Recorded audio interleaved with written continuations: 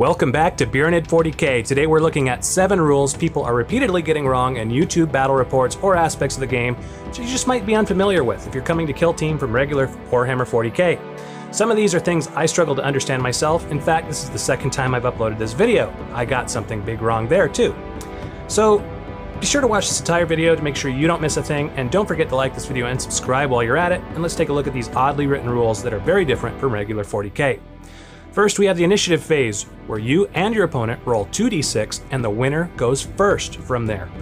Unlike regular 40K, the winner does not get to choose if they go first or if you go first. It is always the person that rolls the highest that has the initiative in Kill Team, whether they like it or not. And as you'll probably come to understand, there are times in Kill Team where you might want to go second, so this is an important rule to know because it can have a big impact on your entire game. Next, we have the movement phase. In the movement phase, you can only choose one of these for each model. You can make a normal move, you can advance, adding a d6 to your movement instead of shooting later in the shooting phase, or you can ready your model so that you go first in the shooting phase, or you can charge. Note that you do not move and then declare charges in Kill Team. It's different than 40K. You also have one more option in the moving phase. You can fall back from combat if you begin the movement phase locked up, but you decide you don't want to be there. Now, charging, we talked about a little bit, but it's a hot mess that even the most die-hard rules lawyer can have issues understanding and wrapping their heads around. So first, rules as written states you can only charge a model 12 inches or less away from you. You do not add your normal movement profile. You only move 2d6 for charges, and that's it. Not 2d6 plus normal movement.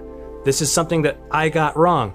And it's hard to read because how I originally thought it was going to work was my Gene Stealers would have a move of 8 inches and then a roll of 2d6 for charges. So this meant that my Gene Stealers would have had a potential 24-inch charge range and then would have been able to re-roll the 2d6 even further because of their Swift and Deadly special rule. But no, it doesn't work like that in the end, according to page 23 of the Kill Team rulebook.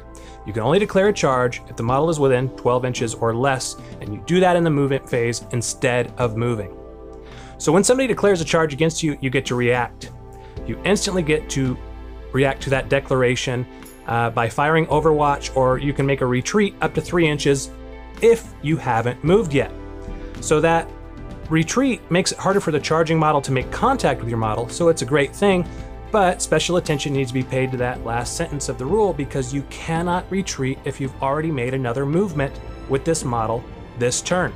So this means if you move a guy with a normal move, or you advance, or if you attempted to charge, or you got charged and then retreated, you don't get to retreat anymore. That's it, you've already made your move. You decided to move your guy and then somebody charges it, it can't retreat. So simply put, retreating is not an option if you've already made another choice of some kind for that model in the movement phase. But unlike 40K, you can potentially fire Overwatch multiple times if a same model is charged multiple times and doesn't end up getting locked into combat on one of those. So simply put, if somebody declares a charge but fails that charge, not only do you still get to fire Overwatch anyway, but if somebody tries to charge that model again with a different model, you get to fire Overwatch again, even if you fired already. Now, that's different than the way it is in regular games of 40K. So next thing we're going to talk about are specialists. This next piece of info is more of a heads up than a rules problem or something that people are getting wrong. It's just something I wanted to point out, that in Kill Team, you're allowed to take up to 3 specialists with unique abilities and a leader. Now you must have a leader, but how many of the 3 specialists you take is actually up to you.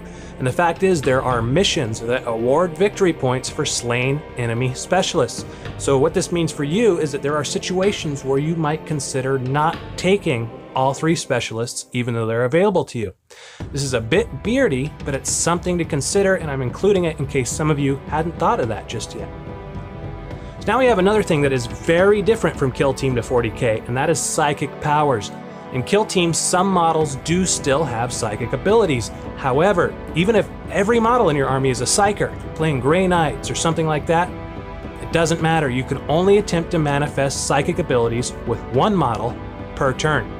So unlike 40K, with your psychics, your little psychic support guys, you do not get to try to manifest a psychic power for every model. You only get to use psychic abilities for one guy. Okay guys, we have one last thing to talk about today, so like this video, subscribe to the channel, and let's get into number 7 on this list. And that is the scouting phase. Scouting phase is something that is brand new to 40K and something absolutely unique to Kill Team. I love it. I think it's great. Not every mission has a scouting phase, but many do. And it's actually really simple to navigate. If you're unfamiliar with it, in missions that have a scouting phase, you secretly choose from 6 options available on page 49 of the Kill Team rulebook. You grab a d6, put it out of sight, and choose a number, and angle the dice so that that number's on the top. And then you and your opponent both show your choices to each other at the same time, and the game just kind of proceeds from there. So there's 7 rules or aspects of Kill Team that are different, people are having trouble with, might not understand coming to Kill Team from 40K. The question is, did I miss anything? Or do you think I got something wrong? Like I said, I posted this video once already, and something went right past me. So let me know in the description if you liked this video, if this taught you something, or if you already knew all of these. I'm interested to know your thoughts. So subscribe, and I'll talk to you again soon here on Beardiness 40K.